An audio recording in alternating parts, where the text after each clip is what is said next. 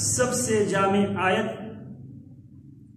جناب عبداللہ بن مسعود رضی اللہ تعالی عنہ سے جب سوال کیا گیا، پوچھا گیا قرآن مجید کی آیات میں سے کون سی آیت سب سے جامع ترین آیت ہے، جناب عبداللہ بن مسعود رضی اللہ تعالی عنہ فرماتے ہیں ان اللہ یأمر بالعدل والاحسان وإيتاء ذي القربى وينهى عن الفحشاء والمنكر والبغي يعظكم به لعلكم تذكرون۔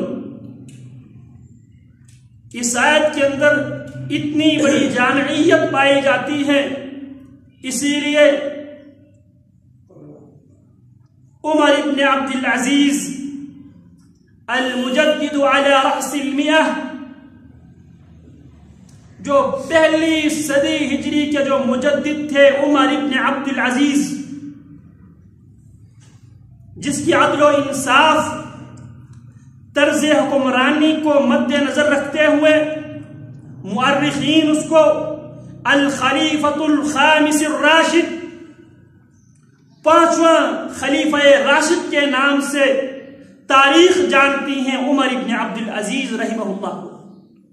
اس آیت کریمہ کی جامعیت کو مد نظر رکھتے ہوئے عمر ابن عبد العزیز رحمہ اللہ اس آیت کو خطبہ جمعہ میں انہوں نے اس آیت کا اضافہ کر دیا، ان اللہ یأمر بالعدل والاحسان، ان اللہ بے شک اللہ رب العالمین یأمر، اللہ اپنے بندوں سے تقاضا کرتا ہے، اللہ اپنے بندوں کو حکم دیتا ہے بالعدل، ہر معاملے میں عدل کے ساتھ انصاف کے ساتھ اس معاملے کو نمٹایا جائے۔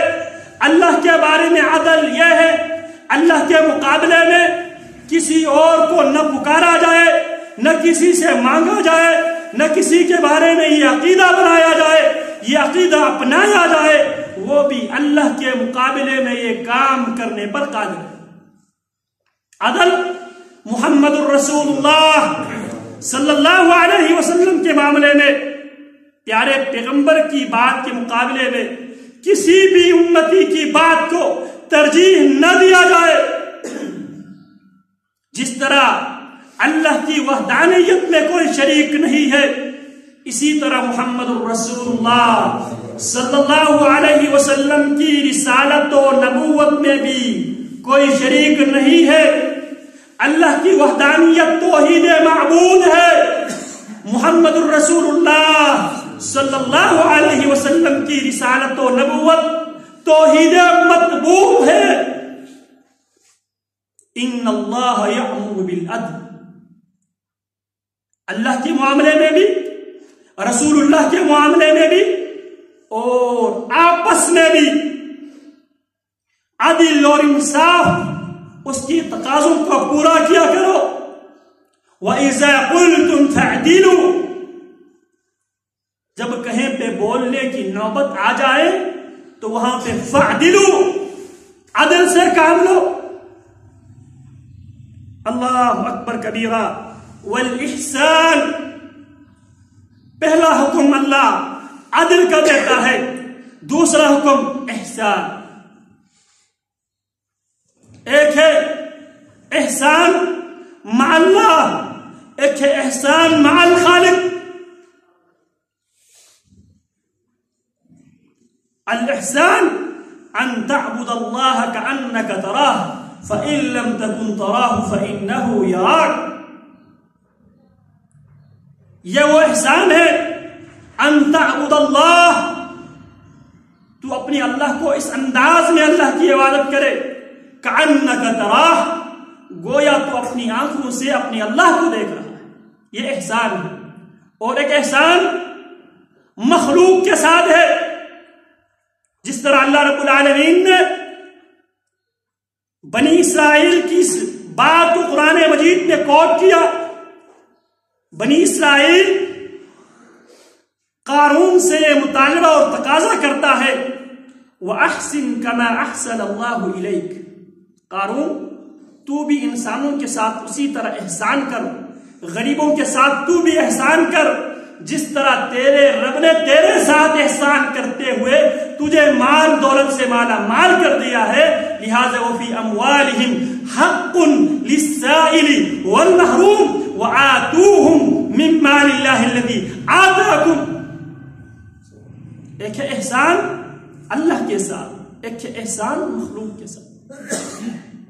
وَإِيتَاءِ ذِي الْقُرْبَى، قریبی رشتہ داروں کو دینے کا یہ خصوصی حکم دیا گیا، باوجود اس کے احسان کے اندر یہ ساری باتیں آ جاتی ہیں، کیونکہ قریبی رشتہ دار احسان مندی کا مظاہرہ کرتے ہوئے بھی بہت سے کام لیتا ہے، اور شیطان بھی ہمارے دل و دماغ میں ایسی ایسی باتیں چلاتا ہے جس کی بنیاد پہ ہم اپنے جو قریبی رشتہ دار ہے اس کو دینے کے لیے تیار نہیں ہوتے۔ اس آیت کریمہ میں 3 باتوں کو کرنے کا حکم دیا گیا، بالعدل والاحسان وایتاء ذی القربى، اور 3 کاموں سے روکا گیا، وینہا عن الفحشاء، وینہا، وہ اللہ تمہیں منع کرتا ہے، تمہیں پابندی لگاتا ہے، تم پر پابندیاں عائد کرتا ہے، عن الفحشاء، فاحشی سے، فحاشی سے، عریانی سے، بے حیائی سے، ننگا پن سے،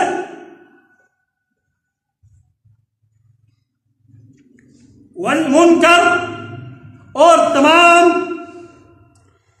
منکرات سے بھی، منکرات کے اندر تمام گناہ جاتے ہیں۔ فحاشی کسی گناہ کو حد سے کراس کرتے ہوئے کرنے کو فحاشی کہا جاتا ہے۔ والمنکر، دوسری چیز جس سے اللہ منع کرتے ہیں وہ منکر ہے۔ والبغی، اور تیسری چیز اللہ سرکشی سے بھی منع کرتا ہے۔ گویا جرائم کی دنیا میں عموماً جرائم کی 5 قسمیں ہیں، باقی تمام جرائم انہی کی جزئیات میں سے ہیں۔ ایک ہے جنایت النسب، نسب کے اندر، کسی کی نسل کے اندر جرم کیا ہے؟ وہ الفحشاء، زنا کے ذریعے کسی کی نسل کے اندر، وَيُحْلِكَ الْحَرْثَ وَالنَّسَلَ، وہ کھیتیوں کو بھی برباد کرتا ہے اور نسل کو بھی برباد کرتا ہے۔ تو لہذا ایک جرم، ایک جنایت نسب ہے، کسی کی اصل میں، کسی کی نسل میں جرم کرنا۔ یہ اس آیت کے لفظ عن الفحشاء، اس میں اللہ رب العالمین نے زنا اور زنا کے جتنے بھی جزئیات ہیں ان کو اس آیت کے اندر اللہ رب العالمین نے بیان کیا، جیسا کہ امام رازی رحمۃ اللہ علیہ فرماتے ہیں۔ ایک جنایت عقل ہے، عقل کے اوپر جنایت، کسی کی عقل کو خراب کرنا۔ یہ اسم کے اندر یہ جو آیت ہے، قل انما حرم ربی الفواحش ما ظهر منها وما بطن والاسم والبغي بغير الحق وان تشركوا بالله ما لم ينزل به سلطانا وان تقولوا على الله ما لا تعلمون۔ میں اس آیت کی تشریح کرنا چاہ رہا تھا۔ اس آیت مبارکہ کے اندر امام رازی فرماتے ہیں انما حرم ربی الفواحش، میرے رب نے تمام فواحش میں پابندی عائد کر دی ہے۔ تو جنایت 5 قسم کی جنایات ہے۔ جرم، ایک ہے نسل، امام رازی فرماتے ہیں حرم ربی الفواحش سے، یہاں سے اللہ رب العالمین نے جو نسب کے اوپر، جو کسی کی نسل کے اوپر جو جرم کیا جاتا ہے، اس جرم پر پابندی عائد کی، انما حرم ربی الفواحش۔ دوسری نمبر پر عقل، انسان کی عقل پر اٹیک کیا جاتا ہے، اس کی عقل، اس کی دماغ خراب کیا جاتا ہے۔ والاسم، اسم، تمام گناہوں کو بھی اسم کے اندر آ جاتے ہیں، اور اسم شراب کے لیے بھی عربی زبان میں کہا جاتا ہے۔ تو اس لفظ کے ذریعے والاسم کے ذریعے اللہ رب العالمین نے تمام نشاور چیزیں ہیں، تمام قسم کی نشاور چیزیں جو انسان کی عقل کو، جو انسان کی جسامت کو، جو انسان کی صحت کو جو چیز خراب کرتی ہے، اللہ رب العالمین والاثم کہہ کر ان تمام مخدرات، تمام نشاور چیزوں پر پابندی کا اعلان کیا۔ قل انما حرم ربي الفواحش ما ظهر منها وما بطن والاثم والبغي۔ والبغي ایک جنایت ہے عزت کے اوپر، ایک جنایت ہے جان و مال کے اوپر۔ والبغي کہہ کر اللہ رب العالمین نے عزت کے اوپر جو جرائم ہے، کسی کی عزت کے اوپر حملہ کرنا، کسی کو مارنا، کسی کے مال کو لوٹنا، ان دو قسم کی جرائم کو والبغي بغیر الحق، بغیر کسی حق کی جو سرکشی ہے، اس کو بھی میرے رب نے حرام قرار دیا۔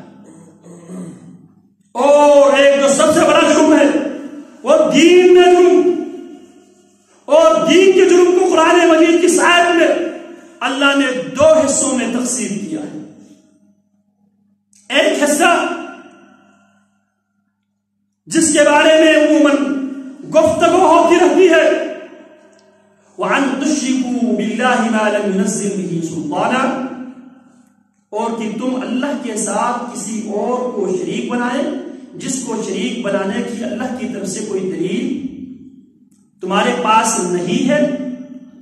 اس موضوعات میں گفتگو ہوتی رہتی ہے۔ اور دوسرا جرم دین کے حوالے سے وَأَن تَقُولُوا عَلَى اللَّهِ مَا لَا تَعْلَمُونَ، اور اس میدان میں ہم سب سے زیادہ دلیر ہے، ہم سب سے زیادہ بہادری کا، دلیری کا مظاہرہ اس میدان میں کرتے ہیں۔ وَأَن تَقُولُوا عَلَى اللَّهِ مَا لَا تَعْلَمُونَ، اللہ کے بارے میں وہ باتیں کرنا جو تمہارے علم میں نہیں ہے، کسی کے اوپر فتویٰ بازی لگانا بغیر کسی علم کے، کسی کو جہنمی ڈکلیئر کرنا، کسی کو دائرہ اسلام سے خارج کرنا، کسی کے اوپر کفر کی ٹائٹل اپنے طرف سے چسپان کرنا، کسی کے اوپر گستاخ کے الزام اپنے طرف سے لگا دینا، کسی کے اوپر مشرک کے فتویٰ اپنے طرف سے ٹھوک دینا۔ وَأَن تَقُولُوا عَلَى اللَّهِ مَا لَا تَعْلَمُونَ، کیونکہ جب آپ فتویٰ دے رہے ہوتے ہیں تو آپ اللہ کی طرف سے سائن کر رہے ہوتے ہیں۔ ایک ممکن ہے جس کے بارے میں آپ نے مشرک گمان کر لیا ہے، ایک ممکن ہے اس نے توبہ کر دیا ہو، اور توبہ کرنے والا پابند نہیں ہے وہ آپ کے پاس رجسٹر کرو۔ ایک طرف ہم دوسروں کے لیے عالم الغیب کی نفی کر رہے ہوتے ہیں، دوسری طرف وہی مفتی صاحب عالم الغیب کے دعویٰ بھی کر رہے ہیں۔ فلانا مشرک کیسے ہے بھائی آپ، کیا آپ عالم الغیب ہیں؟ ایک ممکن ہے، خصوصاً اس دور میں فتویٰ بازی بہت مشکل ہو گیا ہے۔ سوشل میڈیا کے ذریعے کتنے لوگ ایسے ہیں جو اندر سے تبدیل ہو چکے ہیں، ان کی ظاہری خود و خال اگر آپ کی موافقت میں نہ جائے، آپ اس کے اوپر فتویٰ ٹھوک دیں۔ وَأَن تَقُولُوا عَلَى اللَّهِ مَا لَا تَعْلَمُونَ، اللہ کے ذمہ اس بات کو لگا لینا جس کی آپ کا علم ہے۔ پھر بات میں یہ کر رہا تھا، قرآن مجید کی سب سے جامع ترین آیات ان اللہ یأمر بالعدل والإحسان وإیتاء ذی القربى، اس آیت کے اندر اللہ رب العالمین نے 3 کاموں کو کرنے کا حکم دیا اور 3 کاموں سے رکنے کا حکم دیا۔ یأمر ان اللہ یأمر بالعدل والإحسان وإیتاء ذی القربى، یہ 3 کام کرنے کا حکم دیا گیا، اور انہی 3 کاموں میں سارے اسلام آ جاتے ہیں۔ وَيَنْهَى عَنِ الْفَحْشَاءِ وَالْمُنْكَرِ، اور وینہا وہ اللہ تمہیں منع کرتا ہے عن الفحشائی بے حیائی سے، برائی سے اور یعنی سے، والمنکر اور تمام قسم کی منکرات سے اللہ تمہیں منع کرتا ہے، والبغی اور ہر قسم کی سرکشی سے اللہ تمہیں منع کرتا ہے، یعظکم بہ اللہ تمہیں اس بات کی اللہ تمہیں نصیحت کرتا ہے، لعلکم تذکرون شاید کہ تم نصیحت حاصل کرنے والے بن جاؤ، اذا لم تخش عاقبۃ الليالي ولم تستحي فافعل ما تشاء فلا والله ما في العيش خير ولا الدنيا اذا ذهب الحياء يعيش المرء ما استحيا بخير ويبقى العود ما بقي اللهاء اذا لم تخش عاقبۃ الليالي جب رات کی اندھیرے سے تمہیں ڈر نہیں لگتا، رات کی اختتام سے تمہیں ڈر نہیں لگتا، رات کے انجام سے تمہیں ڈر نہیں لگتا، وَلَمْ تَسْتَحْيِ فَافْعَلْ مَا تَشَاءُ اگر تمہاری اندر شرم و حیا نہیں ہے، فَافْعَلْ مَا تَشَاءُ جو چاہتا ہے کر لو، فَلَا وَاللَّهِ مَا فِي الْعَيْشِ خَيْرٌ اللہ کی قسم زندگی کے اندر خیر کی کوئی رمق باقی نہیں ہے، وَلَا الدُّنْيَا إِذَا ذَهَبَ الْحَيَاءُ اور دنیا کے اندر بھی نہ کوئی خیر کی رمق باقی ہے، اذا ذهب الحیاء جب دنیا سے حیا چلی جاتی ہے، شرم چلی جاتی ہے، عفت و عصمت چلی جاتی ہے، یعیش المرء ما استحیا بخیر انسان خیر کے ساتھ جیتا ہے، خیر کے ساتھ زندگی گزارتا ہے، ما استحیا بخیر جب اس کے اندر حیا ہو، وَلَلدُّنْيَا إِذَا ذَهَبَ الْحَيَاءُ وَيَبْقَى الْعُودُ مَا بَقِيَ اللِّهَاءُ وَيَبْقَى الْعُود عود جو بوٹی ہے اس سے اس وقت تک خوشبو آ رہی ہوتی ہے جب اس کی آخری حصہ راکھ نہیں بنتا، اس وقت تک عود سے بھی خوشبو آتی رہتی ہے، اور جب تک انسان کے اندر حیا ہے اس کے اندر خیر باقی ہے۔ تو اللہ رب العالمین نے جن تین کاموں سے روکا ہے موضوع یہ ہے وَيَنْهَا عَنِ الْفَحْشَاءِ اللہ فاحشی سے، اللہ عریانی سے، اللہ بے حیائی سے، اللہ ننگ پن جو نظام ہے وہ کلچر ہے اس کلچر سے اللہ تمہیں منع۔ اور قرآن مجید میں بار بار اللہ فرماتے ہیں قُلْ إِنَّ اللَّهَ لَا يَأْمُرُ بِالْفَحْشَاءِ أَتَقُولُونَ عَلَى اللَّهِ مَا لَا تَعْلَمُونَ جب مشرکین مکہ کے لوگ فحشی اور عریانی کے مرتکب ہوتے، جب ان کو فحشی اور عریانی سے منع کیا جاتا، روکا جاتا، وہ کیا کہتے تھے؟ آگے سے کہتے تھے ایک تو ہمارے باپ دادے یہ فحشی اور عریانی وہ کرتے ہوئے ہم نے دیکھا ہے، اور دوسری بات اللہ نے واللہ امرنا بہا اللہ نے ہمیں اس کو کرنے کا حکم دیا ہے۔ اللہ فرماتا ہے ان اللہ لا یأمر بالفحشاء قل میرے پیغمبر آپ کہہ دے جو مسلمان ہے، جو اللہ کے حکم کے پابند ہے، جو کلمہ پڑھتا ہے، کلمہ میں انقیاد ہم پڑھ رہے تھے، تابعداری کیا ہے؟ ان اللہ لا یأمر بالفحشاء میرا رب فحشی اور عریانی کا حکم نہیں دیتا، بے حیائی کا میرا رب حکم نہیں دیتا۔ اتقولون علی اللہ ما لا تعلمون کائنات میں بسنے والے انسانوں اتقولون علی اللہ ما لا تعلمون یہاں پر بھی اللہ فرماتے ہیں اتقولون کیا تم کہتے ہو علی اللہ اللہ کے ذمے اللہ کی طرف سے تم فتویٰ بازی لگاتے ہو ما لا تعلمون جس بات تمہیں سرے سے علم ہی نہیں ہے۔ قل انما حرم ربي الفواحش ما ظهر منها وما بطن والإثم والبغي بغير الحق وأن تشركوا بالله ما لم ينزل به سلطانا وأن تقولوا على الله ما لا تعلمون۔ اللہ فرماتے ہیں میرے رب نے حرام قرار دیا۔ اور دوسری جگہ پہ سورہ انعام آیت نمبر 151 میں اللہ فرماتے ہیں وَلَا تَقْرَبُوا الْفَوَاحِشَ مَا ظَهَرَ مِنْهَا وَمَا بَطَنَ جو فحشی ہے اور یعنی ہے بے حیائی ہے وَلَا تَقْرَبُوا الْفَوَاحِشَ مَا ظَهَرَ مِنْهَا وَمَا بَطَنَ جو کھلے بے حیائی ہے اس کے بھی قریب نہ جانا، جو چھپی ہوئی بے حیائی اس کے بھی قریب نہ جانا۔ اللہ اکبر کبیرہ۔ پیارے پیغمبر علیہ السلام فرماتے ہیں لا احد اغیظ من اللہ، کائنات کے لوگوں سن لو، اللہ سے زیادہ کوئی غیرت مند ہے ہی نہیں، اللہ سب سے زیادہ غیرت مند ہے، اللہ سب سے زیادہ حیا کرنے والا ہے۔ اسی لیے رب العالمین کے ناموں میں سے ایک نام، اللہ رب العالمین کے ناموں میں سے ایک نام الحی، سب سے زیادہ حیا کرنے والی ذات۔ رسول اللہ صلی اللہ علیہ وسلم فرماتے ہیں ان اللہ عز وجل حلیم حیی ستیر، اللہ بہت زیادہ بردبار، اللہ بہت زیادہ حیا کرنے والا، اللہ بہت زیادہ پردہ پوشی کرنے والا ہے۔ یحب الحیاء والستر، اللہ رب العالمین حیا سے محبت کرتا ہے، شرم سے محبت کرتا ہے، پردہ سے اللہ رب العالمین محبت کرتا ہے۔ فَإِذَا اغْتَسَلَ أَحَدُكُمْ، جب بھی تم میں سے کوئی غسل کرنے کے لیے چلا جائے فَلْيَسْتَتِرْ، پردے کے اندر رہتے ہوئے غسل کر لے۔ سیدنا ابو بکر رضی اللہ تعالیٰ عنہ غسل کرنے کے لیے، پاخانہ پیشاب کے لیے اللہ اکبر کبیرہ بہت دور جاتے تھے اور اپنے کپڑا لپیٹ کر پاخانہ پیشاب کیا کرتے تھے، اللہ سے حیا کرتے تھے۔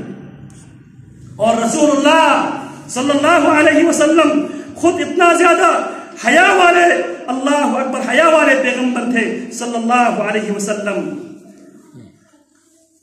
صحابی اللہ اکبر کبیرہ بیان کرتے ہیں پیارے پیغمبر علیہ السلام بہت زیادہ حیا کیا کرتے تھے۔ من العذراء فی خدریہا، اس باکرہ عورت سے جو اپنے لیے گھر کے اندر جو خاص خیمے میں شرم و حیا کی وجہ سے، اس زمانے میں جو باکرہ نوجوان لڑکیاں شرم و حیا کی وجہ سے اپنے خیمے میں بیٹھتی تھی، پیارے پیغمبر ان سے زیادہ حیادار تھے۔ اب حیا کے جنازے کو نکالا جا رہا ہے مسلم معاشروں کے اندر سے، اور جب حیا چلی جائے، شرم و حیا جب چلی جائے، ایمان خود بخود چلا جائے۔ یہ در حقیقت یہودیوں کی ایک گناہی سازش ہے۔ یہودی اپنے علاوہ تمام دنیا کے انسانوں کو جانوروں کی طرح سمجھتے ہیں، اور جس طرح جانور سے انسان فائدہ اٹھاتے ہیں لہٰذا وہ سمجھتے ہیں یہ بھی جانور ہی ہے۔ اللہ رب العالمین نے ان تمام انسانوں کو جو یہودیوں کے علاوہ جو دنیا میں بستے ہیں، اللہ نے ان کو انسانوں کی شکل صورت اس لیے دی ہے تاکہ یہودی ان سے خدمات لینے میں یہودیوں کی آسانی ہو۔ لہذا یہ جانوروں کی طرح ہے، ہم جیسے اور جس طرح کی ہم خدمات لینا چاہے ہم لے سکتے ہیں، لہذا ان کا یہ نظریہ ہے۔ لہذا اب اس نظریے پہ کافی عرصے تک وہ خود دنیا میں محکوم رہے، دنیا میں جہاں بھی جاتے تھے ان پہ جوتے پڑتے تھے، یہاں تک کہ وہ یورپ کے اوپر، مغرب کے اوپر کھربوں اربوں ڈالرز خرچ کر کے وہاں سب سے پہلے انہوں نے مغربی معاشرے سے، یورپین معاشرے کے اندر سے سب سے زیادہ اس کے اوپر انویسٹمنٹ کر کے وہاں پہ مختلف کاسمیٹکس کی، مختلف فلم انڈسٹری کو انہوں نے بنیاد بنا کر سب سے پہلے انہوں نے مغرب سے، یورپ سے حیا کی نعمت کو چھین لی۔ حیا کو چھیننے کے بعد اب وہ جانوروں کی طرح ہو گئے ہیں، اب وہ یہودیوں کے اشارے پہ ناچتے ہیں پورے یورپ۔ پورے یورپ اس وقت یہودیوں کی باوجود اس کے کہ یہودیوں کی 1945 سے پہلے پوری دنیا میں کہیں پہ کوئی چھوٹی اسٹیٹ ریاست تک نہیں تھی۔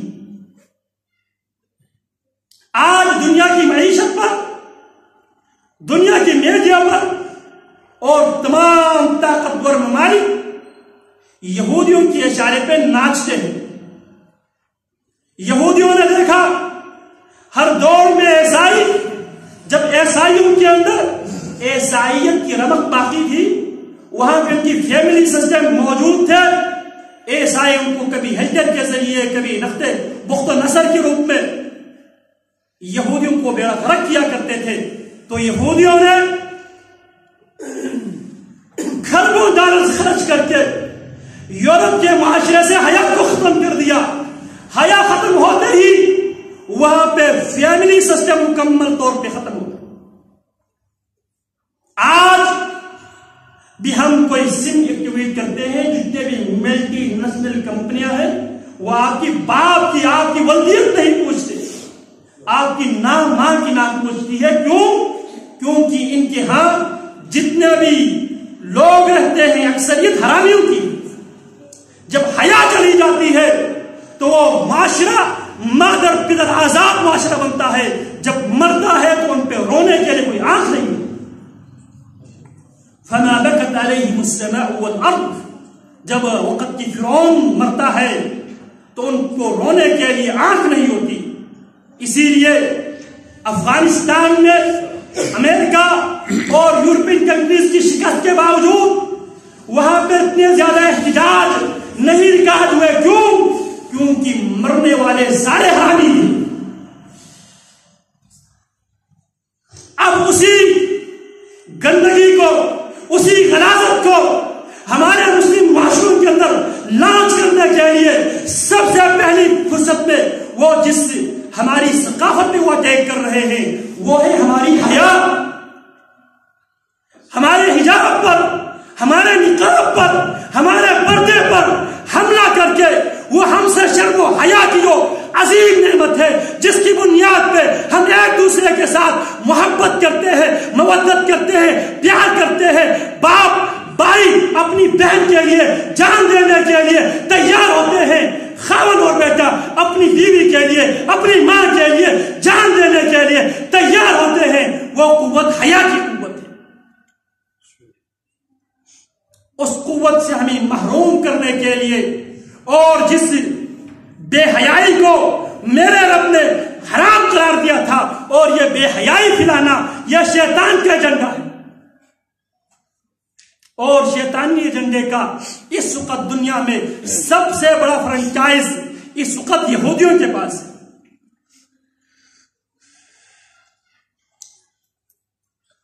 شیطانی نیٹ ورک کا جو وسیع ترین جو فرنچائز ہے وہ اس وقت یہودیوں کے ہاتھوں میں ہے. اور شیطان کا ایجنڈا ہے بے حیائی عام ہو جائے، فحاشی عام ہو جائے، اور یانیت عام ہو جائے.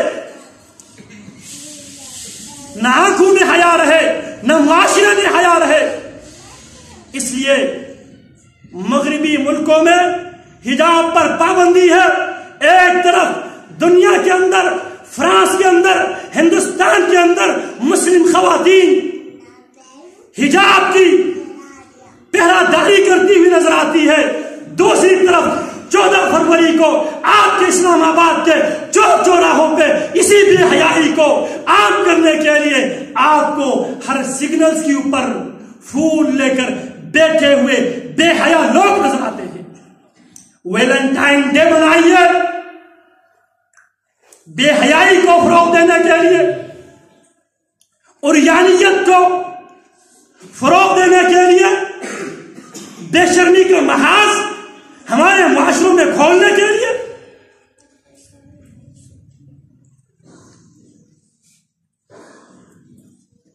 یہ ایک جنگ ہے، یہ ثقافتی جنگ ہے. انتہائی خوفناک طریقے سے یہ جنگ لڑی جا رہی ہے.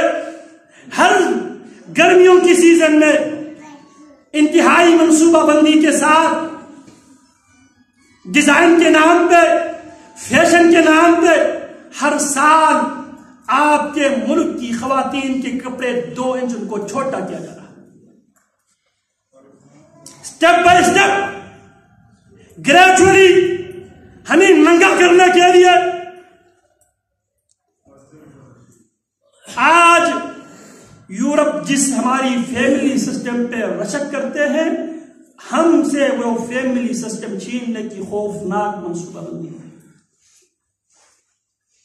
میراتھن ریس، ویلنٹائن ڈے، پھول ایک دوسرے کو گفٹ کیجیے، اور اخبارات رسائل میں باقاعدہ فروری کے مہینے میں NGOs باقاعدہ اشتہار دیا کرتی ہے۔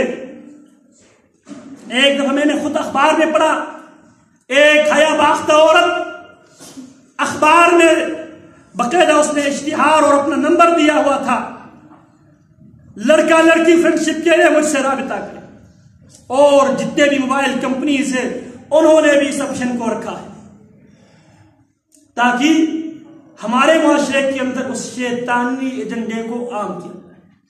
قرآن مجید میں اللہ فرماتے ہیں انما یأمرکم بالسوء، شیطان کا ایجنڈا یہ ہے، یأمرکم بالسوء، شیطان تمہیں برائی کا حکم دیتا ہے، والفحشاء، بے حیائی اور عریانی کا شیطان تمہیں حکم دیتا ہے، اور بے حیائی اور عریانی کو شیطان انتہائی خوبصورت کر کے مزین کر کے پیش کرتا ہے، اور شیطان انسان کو ننگا دیکھنا چاہتا ہے۔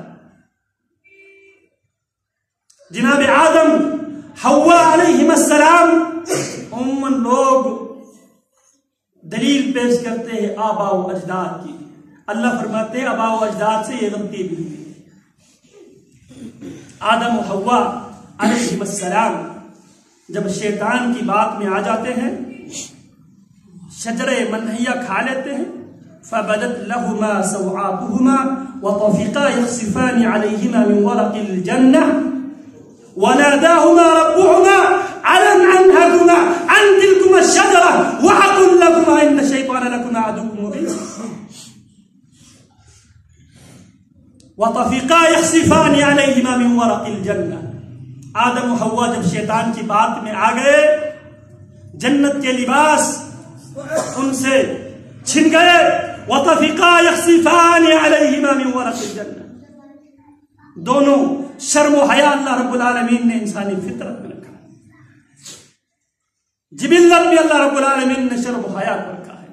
اب اس شرم و حیا کو انسانوں سے کھرچ کھرچ کر نکالنے کی کوشش ہو رہی ہے، اور یہ شیطانی ایجنڈا ہے۔ اللہ فرماتے ہیں لیریہما سوآتہما، شیطان آدم و حوا کو ننگا کرنا چاہتا تھا، اور آج بھی شیطانی ایجنڈا یہ ہے۔ اللہ فرماتے ہیں انما یأمرکم بالسوء، جب بھی تمہارے دل میں برے خیالات آ جائے یہ شیطان ہی کا مشورہ ہے، والفحشاء، جب بھی فحشی اور یعنی بے حیائی کا خیال دل میں آ جائے سمجھ لو یہ شیطان اندر سے تمہیں حکم دے رہا ہے۔ وَأَن تَقُولُوا عَلَى اللَّهِ مَا لَا تَعْلَمُونَ، اور دوسرا ایجنڈا بالسوء والفحشاء وَأَن تَقُولُوا عَلَى اللَّهِ مَا لَا تَعْلَمُونَ۔ شیطان تقاضا کرتا ہے برائی کا، شیطان تقاضا کرتا ہے بے حیائی کا، شیطان تقاضا کرتا ہے اللہ کے ذمے وہ بات لگائے جس کا تمہیں علم ہے ہی نہیں، کسی بات کو اپنی طرف سے شریعت بنا کر پیش کرنا، وَأَن تَقُولُوا، اور تم کہو عَلَى اللَّهِ، اللہ پر، مَا لَا تَعْلَمُونَ، جو تم نہیں جانتے۔ اس میں دیندار لوگ جو آخری جو پورشن ہے، آخری حصے ہیں، اس میں سب سے زیادہ دیندار لوگ نماز پڑھنے والے، دین سے نسبت رکھنے والے اس جرم میں زیادہ مبتلا نظر، فتوی بازی کا جرم اللہ کی طرف سے آپ سائن کر کے دے رہے ہوتے ہیں۔ وَأَن تَقُولُوا عَلَى اللَّهِ مَا لَا تَعْلَمُونَ۔ الشیطان یعدکم الفقر، اللہ فرماتا ہے شیطان اللہ کے راستے میں مسجد و مدارس کے لیے، غریبوں اور بیواؤں کے لیے اگر خرچ کرنے کی صورت میں، الشیطان یعدکم الفقر، شیطان تمہیں وعدہ کرتا ہے فقر کا، غربت کا، بے روزگاری اور محتاجی کا۔ اگر آج تم اللہ کے راستے پہ خرچ کرو گے تم کل محتاج بنو گے، غریب بنو گے۔ والفحشاء، لیکن ایک طرف وہ اللہ کے راستے میں دینے سے روکتا ہے، والفحشاء، اب فحشی کے کاموں میں، بے حیائی اور عریانی کے کاموں میں خرچ کرنے پہ ابھارتا ہے۔ آپ نے دیکھا ہوگا بدقسمتی سے اب یہ چیزیں مسجدوں میں بھی آ گئی ہے۔ کسی زمانے میں کنجر خانوں میں، علاقے کی بدماش کے ڈیرے پہ، بدماشی کے اڈے پہ بے حیا باختہ کنجریوں کو وہ لے آتے تھے، وہ ناچتی تھی اور وہ ان کے اوپر پیسے نچھاور کیا کرتے تھے۔ آج شادیوں پہ انسان اپنے گھر کو کنجر خانے کی شکل دے دیتے ہیں، اور تو اور اب مسجدوں میں بھی آ گئے ہیں۔ مولوی صاحب تقریر کر رہے ہوتے ہیں اور جو کنجر خانے سے پیچھا نچھاور کرنے کا جو آئیڈیا لیا ہے، اب یہ جو کنجر خانے کا منظر ہے العیاذ باللہ اب مسجدوں میں بھی یہ منظر آ چکا ہے، داخل ہو چکا ہے۔ آج سے چند سال پہلے تک تصویروں کے ساتھ اشتہار چھپتے تھے۔ جب کسی سینما گھر میں جب کوئی نیا فلم ریلیز ہوتا تھا تو اس کے لیے اشتہارات چھپتے تھے بات تصویر۔ اب اس سینما گھر سے وہ آئیڈیا مولویوں نے لیا ہے، اب مسجدوں میں پروگرامات ہوتے ہیں اور بڑے بڑے سائن بورڈ ہوتے ہیں، وہاں پہ تصویریں چھپتی ہیں۔